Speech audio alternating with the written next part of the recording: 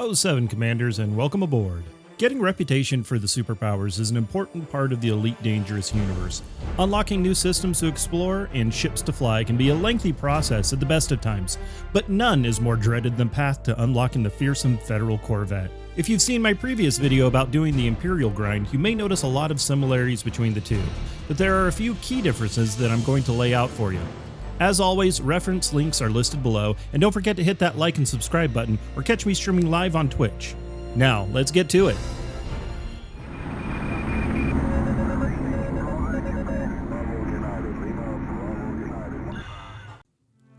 I thought I'd further preface this video with a line from 300.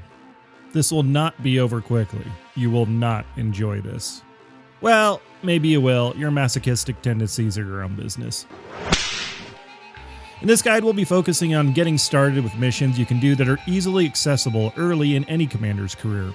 You could literally start this journey in a Sidewinder, and then later scale up to larger ships with maybe some cargo capacity to open up your options and mission selection. I've selected to do this guide in my Imperial Courier, cause suck it, Feds. I mean, go Earth.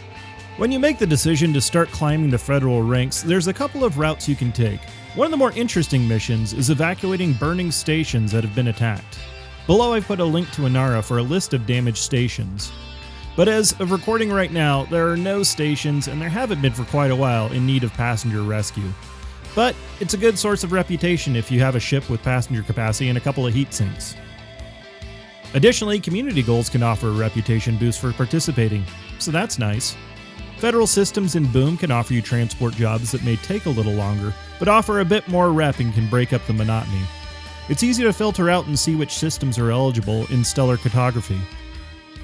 You can do this by going into the map panel with all the little star dots, and then configuring your map to show the state and unselecting all the other systems that don't meet your specifications.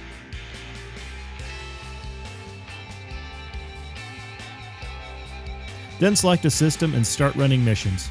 Just make sure it's actually federally owned. For now, we're going to be focusing on good old reliable data courier missions. Don't require any specialty hardware or even cargo racks. The systems Sothis and Ceos are a little bit of a ways out, so you'll probably want to install a fuel scoop and a Guardian FSD booster if you have one. Beyond that, a docking computer and Super Cruise Assist will be very helpful, and a smaller medium ship if you plan on docking at the smaller stations. The thing that makes this a bit more difficult is that there are multiple stations per system, and the missions you take can have you running around the system and adding a lot to your flight time. But if you don't care about that, just grab as many of the data missions as you can and jump to the next system. What I found worked for me was after I offloaded any missions for that station, I'd grab as many missions that they had and set course for the next station in system and just rinse repeat. You can check to see if you have any more deliverables in system by going to your navigation panel and filtering out everything but the stations. After a few trips, and if you're eligible for more missions at that point, you might want to start limiting the destinations you accept missions for to save on flight time. Again, it's really up to you how you handle that. Before too long, you'll be ready for a Navy mission to rank up. You can always check your progress in the number 4 panel. Once you get to 100%, start keeping an eye out for any missions with the heading Naval listed. If you're having trouble getting the mission you want, you can always exit out to the starport services and dive back in a few times, and it'll cycle through till you find the one that'll work for you. But that's basically it. You can try and rush through as quick as you can, or do like I do and knock out a couple hours a week while keeping an eye out for those rescue opportunities or community goal missions. Either way, keep at it and you'll be ahead fed in no time. If I missed anything, or if you have any tips to help out other commanders, leave a comment below, and until next time, be safe, don't forget your limpets. What? What? No! All power to engines, go, go, go! What?